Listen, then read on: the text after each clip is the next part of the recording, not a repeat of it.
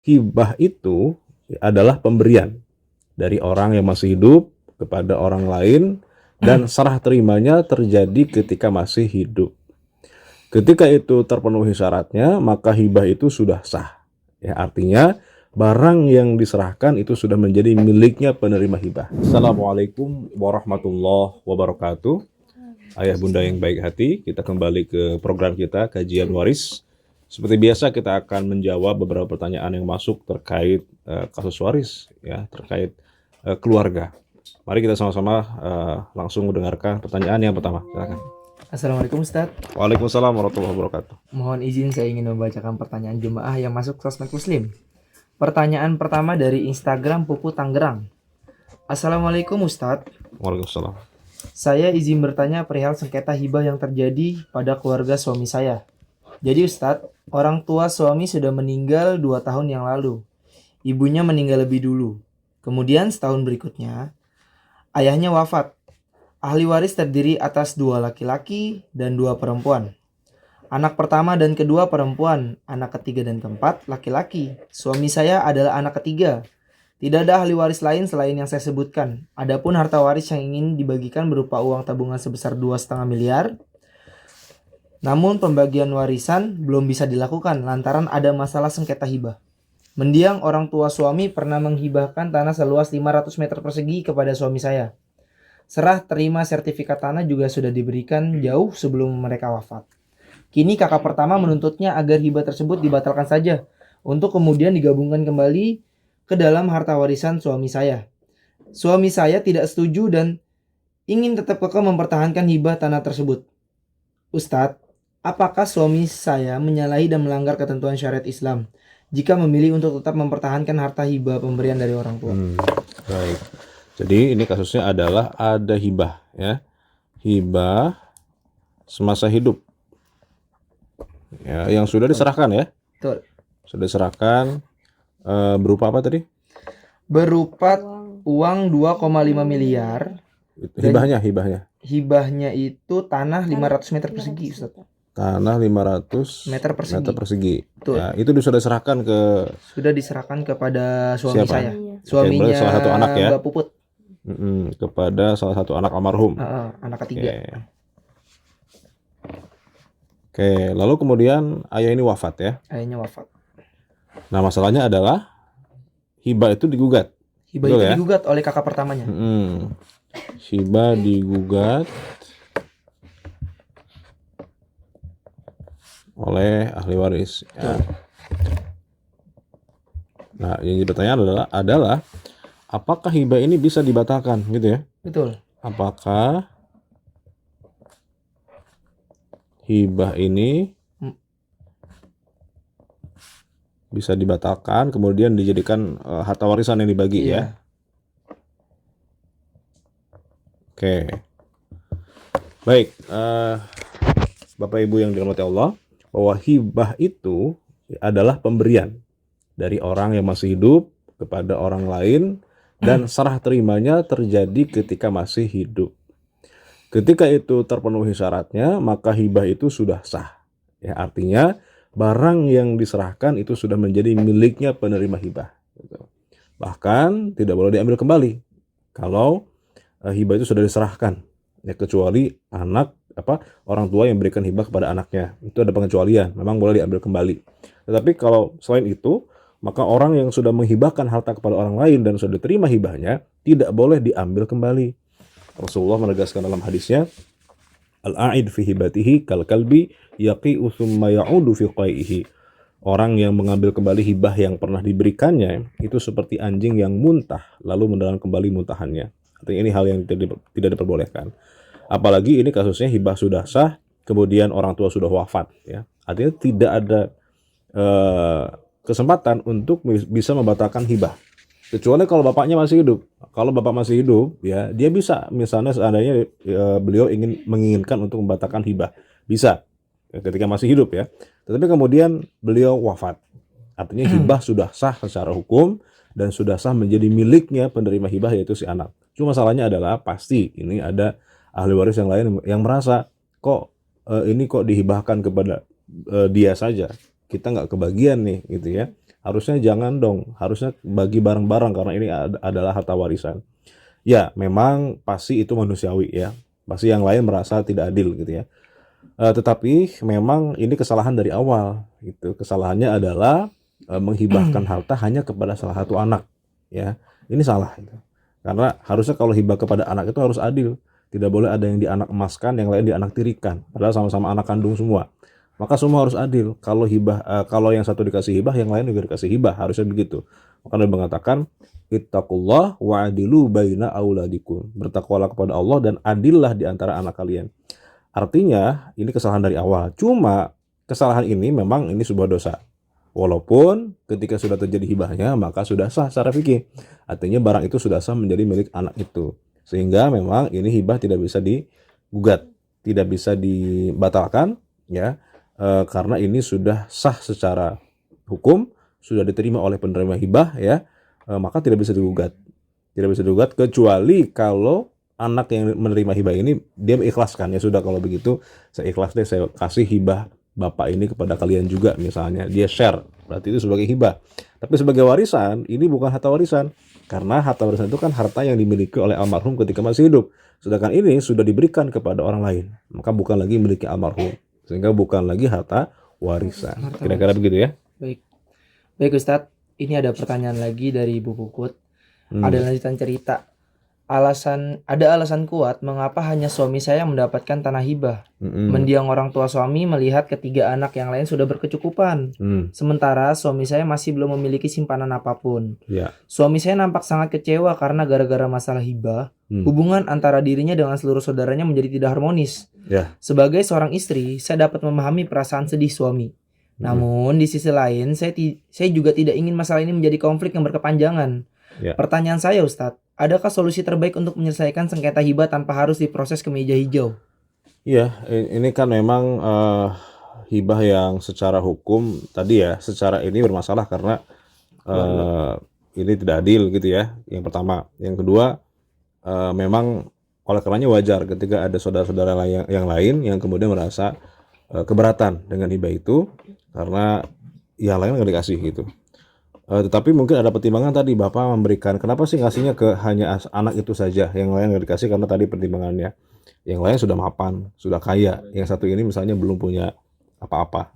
Nah walaupun memang tetap harus yang lain dikasih juga gitu, walaupun yang lain sudah punya harta juga gitu. Kalau bisa sih jangan sampai nggak dikasih sama sekali, tetap dikasih, mungkin jumlahnya beda. Yang sudah mapan mungkin diberinya lebih sedikit, yang belum mapan dikasih lebih banyak, nggak masalah, yang penting semua dikasih. Jangan yang satu dikasih, yang lain sama sekali nggak dikasih. Nah itu yang tidak adil itu. Nah makanya ketika ini terjadi wajar saja gitu ya, karena diawali dengan hibah yang bermasalah, yaitu hibah yang tidak adil. Nah, hibah yang tidak adil, maka Nabi sangat mewanti-wanti itu jangan sampai ini terjadi. Karena harusnya saudara itu kan saling harusnya saling menyambung silaturahim. Ya, jangan sampai gara-gara hibah ini akhirnya kemudian persaudaraan pecah. Ya, ini namanya bom waktu ya, yang ditanam oleh bapak ketika masih hidup. Ya, ternyata meledaknya ketika sudah wafat. Ketika masih hidup mungkin gak ada yang protes nih, yang anak yang lain yang nggak dikasih hibah ya oke-oke aja karena mungkin bapak masih hidup nggak berani protes. Nah, ketika sudah meninggal, bapak sudah wafat gitu ya, akhirnya anak yang lain baru berani speak up mereka. Oh ini nggak adil nih, kita harusnya dapat juga kan, akhirnya seperti itu yang terjadi. Sehingga ya harusnya dari awal memang orang tua, ini pelajaran buat orang tua ya, dimanapun berada, kita harus sama-sama paham, aware masalah hibah ini. Jangan sampai niat baik yang kita pengen berikan hibah sebagai hibah kepada anak kita itu malah berujung hancurnya hubungan keluarga ya. Niatnya baik tapi ternyata kalau caranya tidak benar maka akhirnya jadi salah juga. Maka niat baik juga harus dengan cara yang benar. Itu kira-kira ya. Nah kalau sudah terjadi gimana penyelesaiannya? Saya kira ini harus ada kebiasaan dari semua pihak ya. Mungkin si anak yang yang dapat hibah ini ya dia demi keutuhan keluarga yang ngalah lah sedikit gitu ya. Ada namanya sulh dalam bahasa dalam syariat itu namanya sulh, as-sulhu. Jadi as-sulhu itu artinya win-win solution. Ketika kita kekeh mempertahankan hak kita dapat tanah tadi itu, tapi kemudian yang lain akhirnya jadi menggugat, kan jadi nggak baik juga. Kalau bisa sih kita yang istilahnya yang waras ngalah deh gitu ya. Jadi kita ngalah demi keutuhan keluarga gitu. Kalau atau misalnya ya sudah yang setengahnya saya kasih buat kalian kan nggak masalah juga ya. Kita jadi hibah, kita jadi hadiah ke saudara kan nggak ada Pahala ya Ustaz. dapat pahala gitu kan, daripada kita kukuh dapat hak kita tapi malah menjauh dengan keluarga, satu rahim terputus. Merusak silaturahmi. Iya, jadi kan jadi kemana-mana gitu ya. Oke, saya kira itu aja. Oke Ustadz, ini masih ada lanjutan pertanyaan yang datang dari Instagram dari Ibu Maya domisili Banten. Assalamualaikum Ustadz, saya izin bertanya perihal masalah warisan. Sekitar 4 bulan yang lalu, paman saya yaitu Pak Husni meninggal dunia. Almarhum ditemukan sudah tidak bernyawa di kamar tidurnya.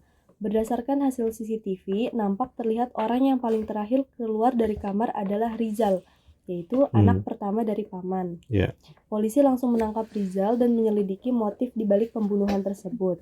Almarhum meninggalkan harta warisan berupa rumah senilai 850 juta, tanah seluas 700 meter, dan sejumlah tabungan sekitar 350 juta. Meski Rizal belum dinyatakan sebagai tersangka dan belum diproses ke pengadilan, seluruh ahli waris sepakat menolak dan mencoret Rizal sebagai ahli waris. Nah, pertanyaan saya, Ustadz, apakah tindakan keluarga kami terlalu berlebihan dan melanggar syariat Islam? Baik. Ya, jadi ini ada tuduhan pembunuhan ya. Ini bukan tuduhan yang sembarangan, tuduhan pembunuhan, tuduhan pidana ya.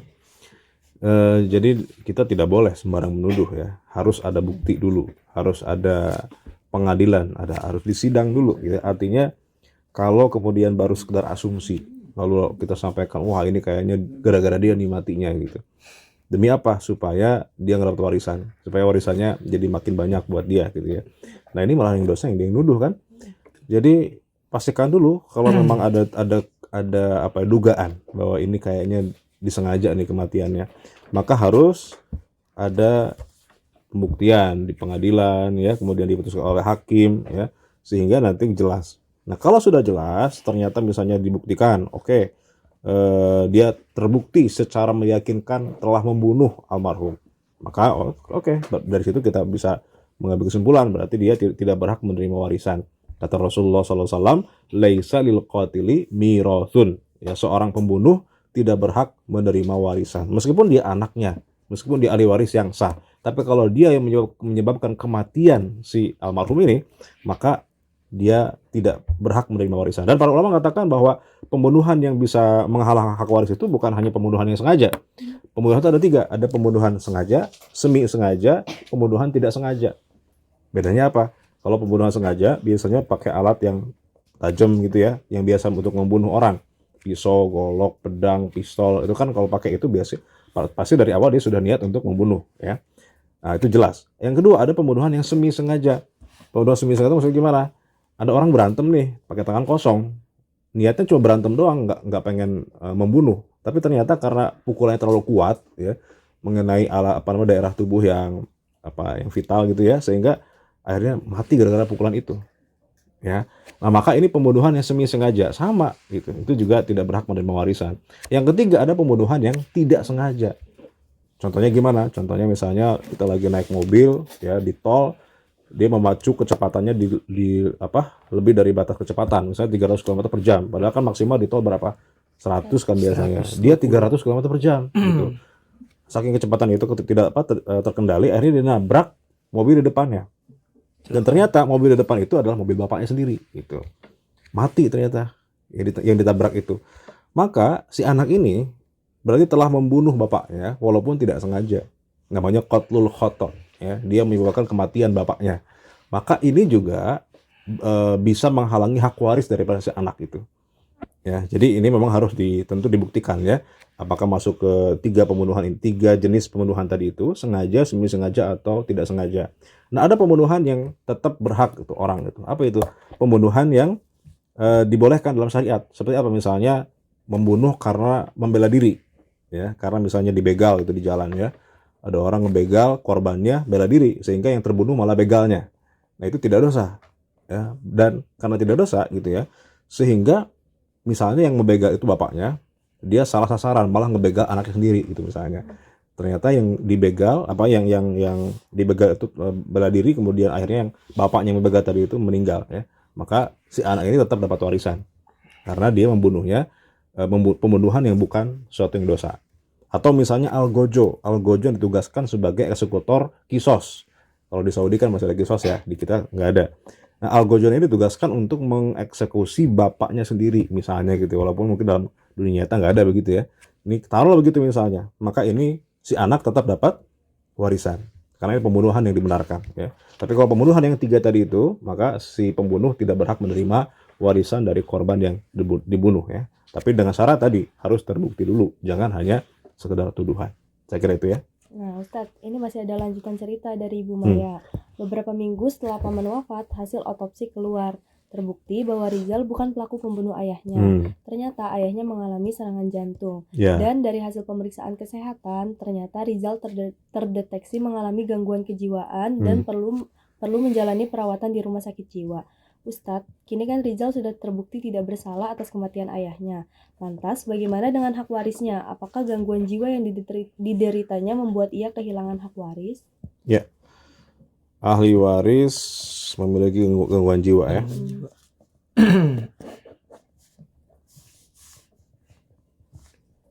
Oke, memang begini, dalam banyak syariat itu syaratnya harus apa? Harus berakal ya. Misalnya sholat syarat sah sholat diantaranya harus berakal.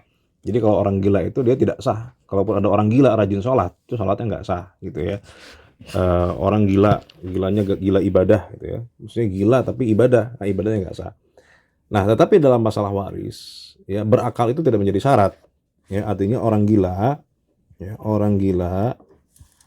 itu tetap berhak menerima warisan. Ya. Nah, cuma karena orang gila ini kan dia nggak bisa pegang uang sendiri ya, maka harus ada wali.